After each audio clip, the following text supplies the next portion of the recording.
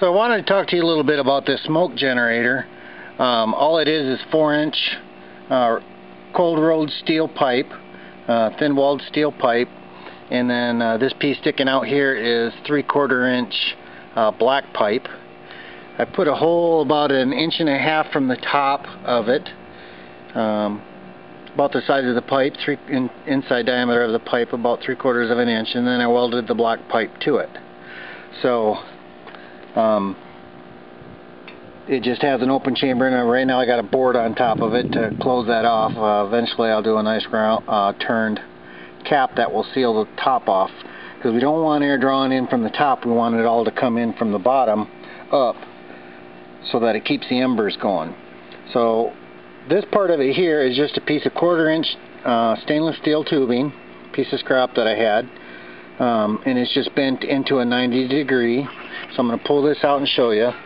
All it is a piece of tube, and it goes through this 4-inch pipe and then into the 1/4 or 3/4 inch black pipe over there. And I've played with this a little bit to see if it makes a difference how far in this pipe is, if it makes a difference, and it doesn't seem to make a bit of difference at all where it's at. So I just going to bend that up to the top so that this heat down here doesn't want to melt this rubber.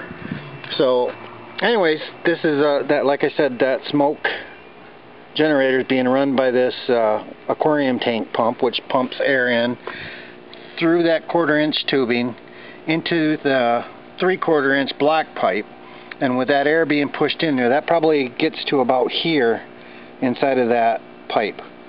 And I may try a longer piece to put it, maybe halfway down this pipe and see if that makes a difference at all either. Right now it's just pretty much into that pipe, maybe sticks beyond into this 3/4 inch pipe, maybe about 1 inch. And as you can see, when that air is being pushed through there, it creates a negative pressure behind it. So it tries to pull any smoke that is inside of this chamber. It pulls that smoke into this 3/4 inch pipe and pushes it on through and out. So again, this end here would go into your smoker, and of course you'd have a vent on the top of your smoker to constantly exchange the smoke that's in there and still hold a nice smoke inside of the smoker. So alright, we'll get back to you, and this has been running for about an hour and 50 minutes. Okay, I'm back one more time here. I just finally found my meat thermometer here.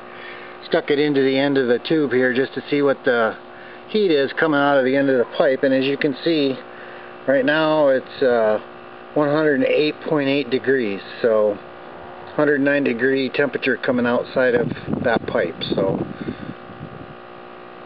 that's definitely, a cold smoker. If you put that into a smoker, a larger container, and you're only getting that much heat put into that, that heat's going to dissipate really fast in a metal smoker. So I think you could easily maintain a temperature inside a smoker below 90 degrees with that. So it definitely has the capability of being a cold smoker, which is what I was shooting for.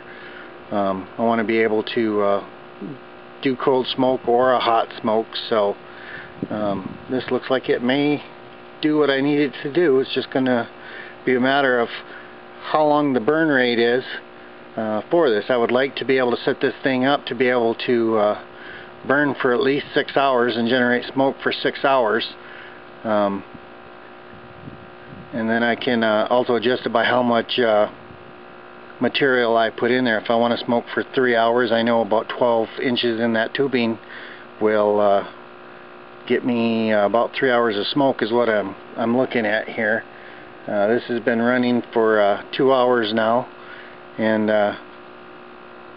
so far I'm pretty happy with it. I think it's doing what I was hoping it would do. Alright, so it's been 2.5 hours and the smoke generator is still going good.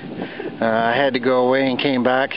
I was gone for about a half hour, and when I got back it looked like the smoke had slowed down quite a bit, was just barely coming through there.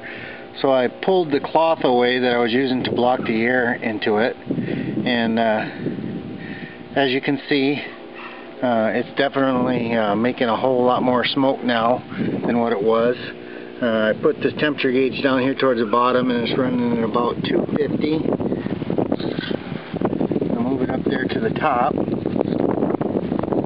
Now that we're really generating a whole lot of smoke.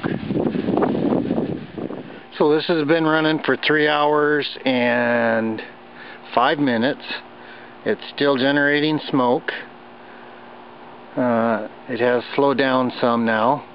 I'm sure there's quite a bit of, I mean, this is pretty warm in here yet, but as you can see at the very top, it's reading about 130 degrees.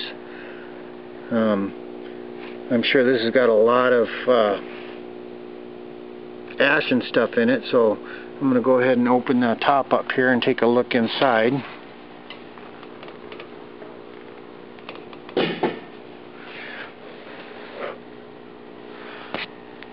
And I don't know if you can see down in there or not, but it looks like the wood is almost all consumed. It's about to this level right here, and it looks like it's all pretty much charcoal now. And so I think it's about done doing what it's going to do. I'm going to go ahead and let it continue as long as it's smoking so I can keep track of the time. And then I'm going to try to smoke some corn cob. I've read online that corn cob is one of the things that they use to smoke meats with. And I want to see how that does in here and see how the smoke smells.